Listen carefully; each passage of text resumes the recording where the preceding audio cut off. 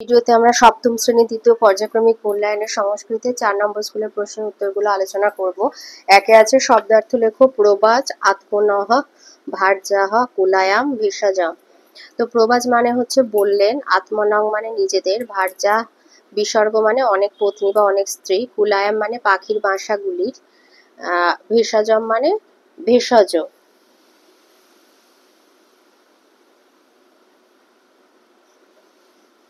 ভেষজ গুলিদের মানে ঔষধি গাছগুলি আর কি। দুইতে বলেছে প্রতিশব্দ মানে সমার্থক, সিনোনিম যেটা, কুসুমানি, নরপতিহ, ক্রোদ্ধা, সহদরহ, ভৃশম। আচ্ছা, কুসুমানি মানে ফুলগুলি, তো পুষ্পানি, নরপতি মানে রাজা, নৃপতি, ক্রোদ্ধা কুপিতা, সহদর মানে ভ্রাতা, ভৃশম মানে খুব আর কি, অতীব।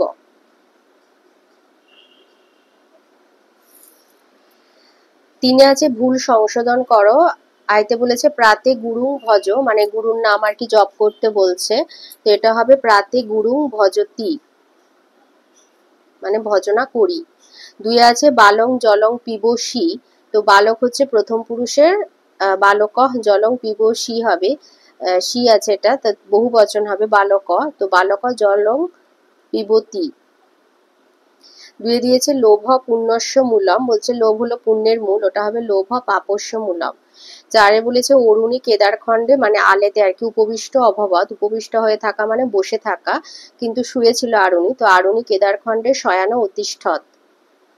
পাঁচে বলেছে রামেণ সহ ভ্রাতা ভরত, রামের সাথে মানে ভরত আর কি বনাম গচ্ছতি স্ম বনে গিয়েছিল, রামেণ সহ ভ্রাতা লক্ষণ বনাম গচ্ছতি স্ম, রামের সাথে ভাই লক্ষণ বনে গিয়েছিল। চারে দিয়েছে প্রকৃতি প্রত্যয় নির্ণয় করো, স্নোকনতি পিবামি খাদিস্যাব পশন্তি স্থ্যাস্যামি। শকনতি হচ্ছে শক ধাতুর মানে শক শব্দ রূপ আর কি, ধাতু রূপ না, শক ধাতু রূপের লটের টিয়ের রূপটা, শক যোগ লট যোগ তি, পিবামি পা ধাতু যোগ লট যোগ মি, খাদিস্যাব খাদ ধাতুর লৃটের শ্যাবরূপ, পশ্যন্তি দৃশ লট অন্তি, স্থ্যাস্যামি স্থা লৃট শ্যামি। পাঁচে দিয়েছে অব্যয়যোগে বাক্য রচনা করো, এব সর্বত্র ধিক ন হ্যাঁ, এব সা সংস্কৃতম পঠতি, এব সর্বত্র চন্দনম নহি সর্বত্র, ধিক ধিক দেশদ্রোহী নং, ন হি সুপ্তস্য সিংহস্য প্রবিশন্তি মুখে মৃগা। হ্যাঁ মানে গতকাল মম পিতা গ্রামাৎ, হ্যাঁ মম পিতা গ্রামাৎ আগচ্ছতি স্ম। বাংলায় অনুবাদ করা আছে। আইতে বলেছে দরিদ্রায় ধনং যচ্ছেদ মানে দরিদ্রদের টাকা দান করা উচিত, টাকা বা ধন লিখলেও পারো, মানে অর্থ আর কি দান করা উচিত। দুয়ে বলেছে গুরু ভোজনাম, গুরু ভোজনাম মানে গুরুপাক খাবার আর কি, রোগস্য মূলম, গুরু ভোজন রোগের মূল। তিনে বলেছে গভীর সহ গোপালা গোষ্ঠং ব্রজন্তী, গোপালকরা গরুর পাল সহ গোষ্ঠে যাচ্ছে। চারে যেটা দিয়েছে লেখার জায়গা নেই বলে এখানে অত্রান্তরে মানে এরপর, রামেণ সহ রাবণস্য ঘোরং যুদ্ধং ভবতি স্ম, ভূ মানে হওয়া, ভবতি স্ম মানে হয়েছিল, তাহলে এরপর রাম ও রাবণের এক ভয়াবহ যুদ্ধ হয়েছিল।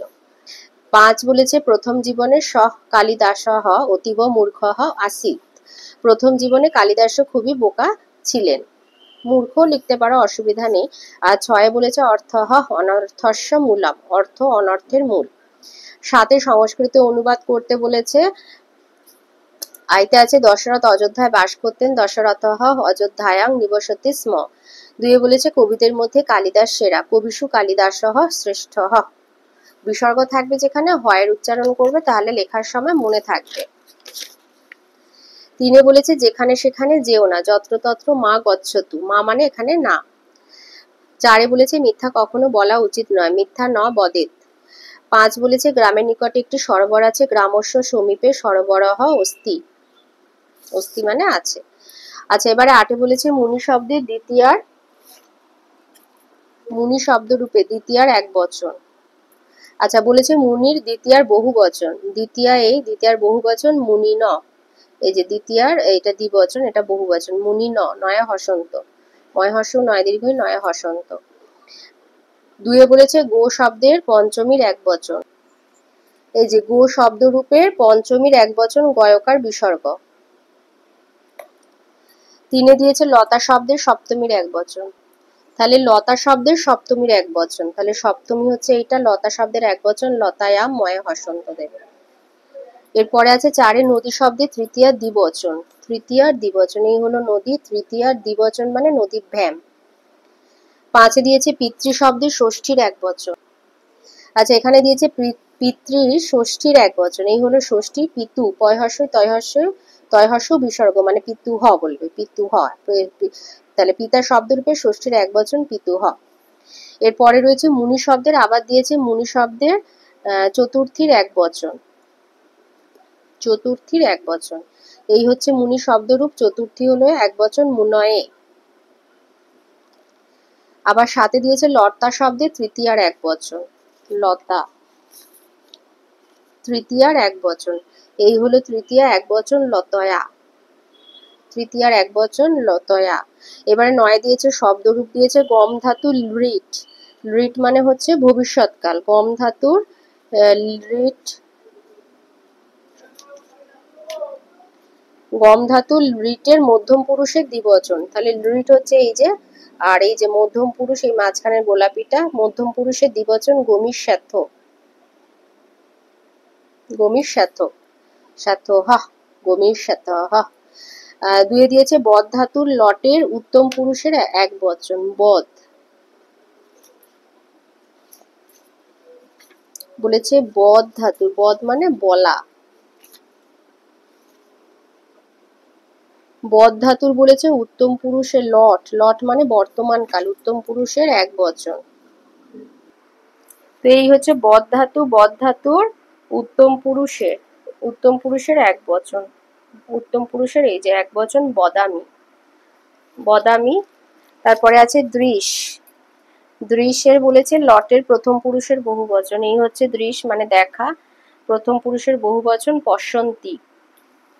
এরপরে আছে পা, পা মানে পান করা, পান করা বলেছে লৃট মানে ভবিষ্যৎকালের মধ্যম পুরুষের এক বচন, এই যে লৃট মধ্যম পুরুষের এক বচন পাশ্যামি, মধ্যম পুরুষের এক বচন, এই হলো মধ্যম পুরুষ এক বচন পাশ্যামি।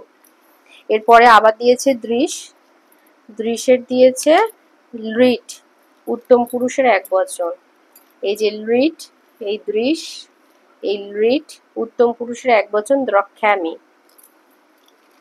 তারপরে ছয়তে আছে গম, গম মানে যাওয়া, লটের, লট মানে বর্তমান কাল, বর্তমান কালে